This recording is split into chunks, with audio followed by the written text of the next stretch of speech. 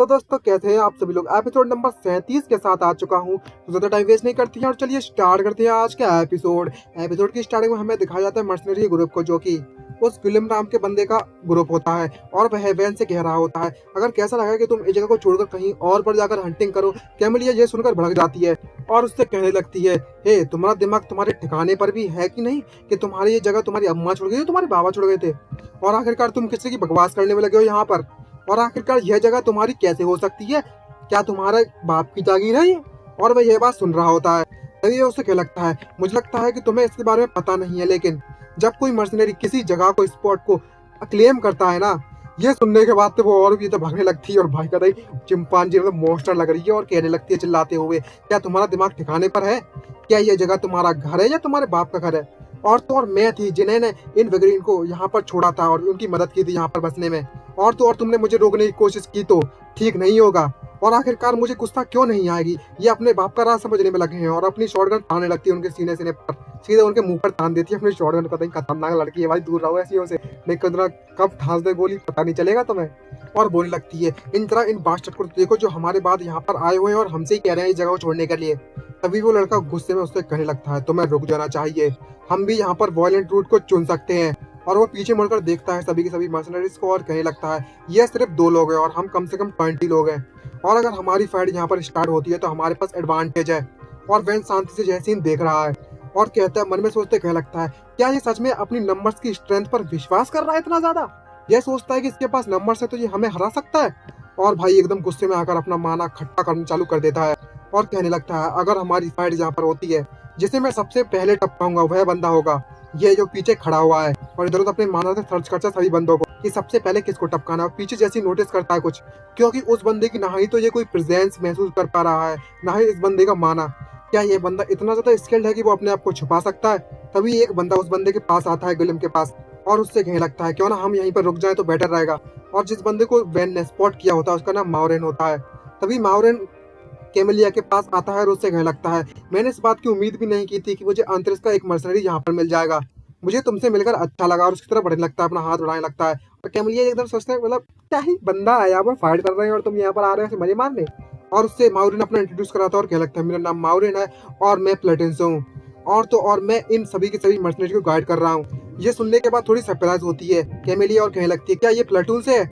और बताती है हमें कि यह भी एक दूसरा मर्सनरी ग्रुप है, और तो और ये अंतरिक्ष के अलॉन्ग साइड में काम करता है मर्सनरी के तौर पर।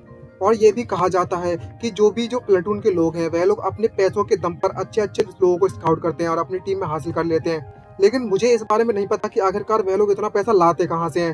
अभी माउरेन कैमिलिया से कहने लगता है, सबको पता है कि जो अंतरिक्ष है वो अनडेवलप्ड एरिया में काफी ज्यादा इंटरेस्टेड है, और मुझे ये भी पता है कि यहाँ का जो रेजिडेंट एरिया बसा गया है वो अंतरिक्ष के द्वारा बसाया गया है। मुझे समझ में आ गया है, ये हमारे लिए काफी ज्यादा रूड होगा अगर हम तुम्हें इस जगह को छोड़ने के लिए कहें, जबकि तुम सभी के सभी लोग अंतरिक्ष से हो। लेकिन फिर भी क्या तुम लोग हमें यहाँ पर रेस्ट करने की परमिशन तो दे सकती हो ना? ये सुनने के बाद तो वो और बहुत शौक हो जाती है और बोलती है, क्या तुम यहाँ पर आराम करना चाहती हो?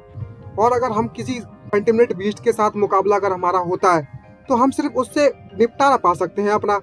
तभी ये सुनने के बाद वैन मन में सोचते कहने लगता है, ये साफ साफ बंदा कह रहा है कि हम लोग यहाँ से नहीं छोड़ के जाएंगे जगह को, और अगर हम अग्रेसिवली इन्हें मना करते हैं तो यह लोग हमसे मिलकर फाइट करेंगे, मिलकर नहीं मतलब हमसे फाइट करेंगे।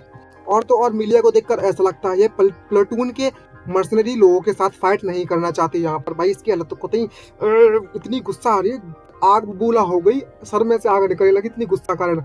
तभी वैन उसके पास आता है और उससे कह लगता है, मिलिया, और उससे कह लगता है यहीं पर हमारी डील्स खत्म होती है, और उससे बता देता है कैमेलिया, मैं अब यहाँ से छोड़कर जा रहा हूँ। ये सुनने के बाद वो कैमेलिया एकदम सरप्राइज होती है और बोलने लगती है, क्या, क्यों, सर 1 मिनट रुको, इतनी जल्दबाजी क्यों है? और चिल्लाते हुए कहने लगती है, तुम्हें अपने शब्दों पर टिके रहना चाहिए, और तुम्हें क्या लगता है कि तुम अपने आप यहाँ से कहाँ जा रहे हो? तभी वैन उससे कह लगता है, अगर ऐसी बात है तो तुम मुझे ये पहले बताओ, क्या तुम उन लोगों के साथ कम्पीट करना चाहती हो? और तो और अगर मैं अकेला जाता हूँ यहाँ पर कंटेनर बीच को मारने के लिए तो मेरे लिए ज्यादा बेटर होगा। तभी वो उससे कहने लगते हैं, कैमेलिया जरा 1 मिनट रुको, मेरा चार्म तो दे दो मुझे। और तभी कैमेलिया कहने लगती है, मैं तुम्हें ये चार्म तुम्हें दे देती हूँ वापस, मतलब तुम्हें दे देती हूँ परमानेंट के तौर पर, लेकिन तुम मेरे साथ कॉपरेट करोगे। और तो और मैंने कम से कम उस चार्म को 10 मिलियन से ज्यादा से 10 मिलियन सेल से ज्यादा खरीदा था, 10 मिलियन। और ये सुनने के बाद पीछे मुड़कर देखता है, और कैमिलिया सोचती है क्या ये काम किया मेरी ट्रिक, और उस तरफ देखने लगता है और देखता है तो काफी ज्यादा लोग आ रहे होते, कुछ दिखता है सामने से। और तभी वो लोग पीछे मुड़कर देखते हैं, जो मर्सनरी ग्रुप होते हैं वो कहता है आखिरकार ये किस तरह की आवाज है। तभी एक रस कहने लगता है हमें पीछे देखकर कुछ ऐसी आवाजें आ रही है, कोई चीज हमें अप्रोच करने में लगी हुई है। और ग्रुप जी देखकर सरप्राइज होता है गुलियन और कहने लगता है क्या यह सभी के सभी कंटेमिनेटेड बीस्ट है। और यहाँ पर भाई कंटेमिनेटेड बीस्ट की एकदम से बहुत ज्यादा कंटेमिनेटेड बीस्ट इकट्ठे आ जाते हैं और बताने लगता है ये कम से कम 20 है। शिट, ये तो बिल्कुल भी ठीक नहीं हुआ। और सभी के सभी लोग यह देखकर तो डर जाते हैं, इतने सारे कंटेमिनेटेड बीस्ट वो भी एक साथ। क्या ये सभी के सभी लोग पैनिक हो चुके हैं या फिर कुछ और। तभी कैमिलिया उससे कहने लगती है जरा रुको सही, क्या तुम यह सब देखने के बाद यहाँ पर मुझे अकेला छोड़कर जाना चाहते हो। चलो इस काम को एक साथ मिलकर काम करते हैं, और आखिरकार यहाँ पर तुम्हारा लॉस करने के लिए कुछ है भी तो नहीं। और हम इन कमीने को अच्छे सबक सिखा सकते हैं अगर हम साथ मिलकर काम करेंगे यहाँ पर तो। तभी जो वैन होता है वो नोटिस करता है और बोलता है यहाँ पर कुछ तो गलत है। मुझे पता है यहाँ पर लिविंग बींग्स रहती हैं कुछ, लेकिन एक साथ इतने ज्यादा कंटेमिनेटेड बीस्ट का यहाँ पर आ जाना, यहाँ कुछ तो गड़बड़ है। और तो ये कोई कोइंसिडेंस की तरह बिल्कुल नहीं लग रहा।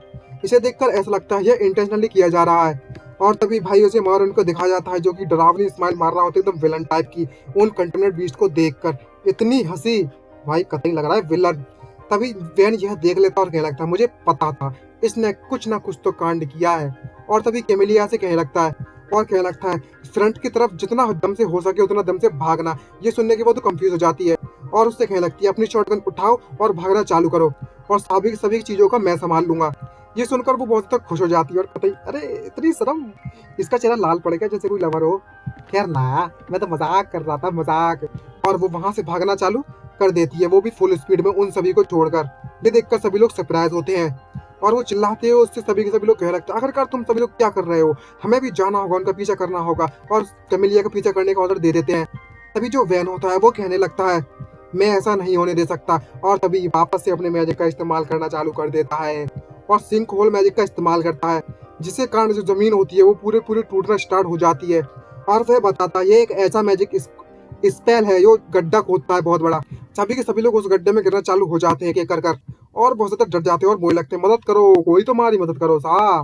और वैन उन्हें देख रहा है और कहने लगता है मैं इस बात की उम्मीद करता हूँ कि यह सभी के सभी लोग इस गड्ढे में बने रहें, लेकिन ऐसा होने नहीं वाला, क्योंकि जो माउरन होता है वो अपनी एबिलिटी का इस्तेमाल करना चालू कर देता है। और ये देखकर वैन सरप्राइज होता है और कहता माना, तो इसका मतलब यह हुआ कि ये बंदा अपने माना को छुपाने में लगा होता है इतने समय से। और इस्माइल मार तो कहने लगता है ये तो काफी ज्यादा अच्छा हुआ।